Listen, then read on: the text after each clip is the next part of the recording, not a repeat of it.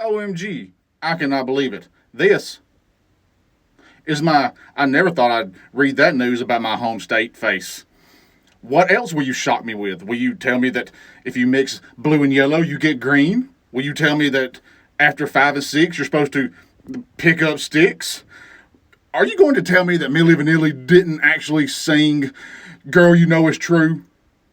What about Blame It on the Rain?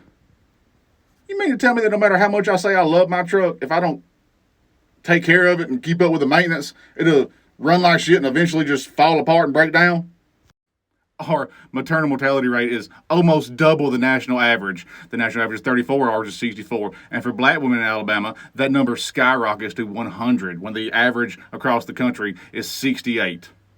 You mean to tell me in a state that is one of 10 states that refuses to expand Medicaid, women are having to travel farther for health care if they can afford it because rural hospitals and healthcare providers have closed? You mean to tell me that our maternal mortality rate is higher?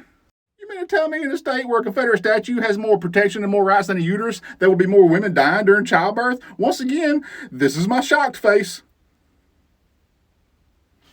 In a state where doctors are scared to perform necessary medical procedures because they don't want to be prosecuted for performing necessary medical procedures, you mean, oh my goodness, our maternal mortality rate is highest in the nation? What could have caused that to happen? This is the same thing as if you just put salt and pepper on chicken and say it's seasoned. It ain't seasoned. The same way that where if you don't give a fuck about people who are actually alive, you don't do the things necessary to help people who are actually alive, just because you say you're pro-life, you are not pro-life. Hallelujah and roll tide.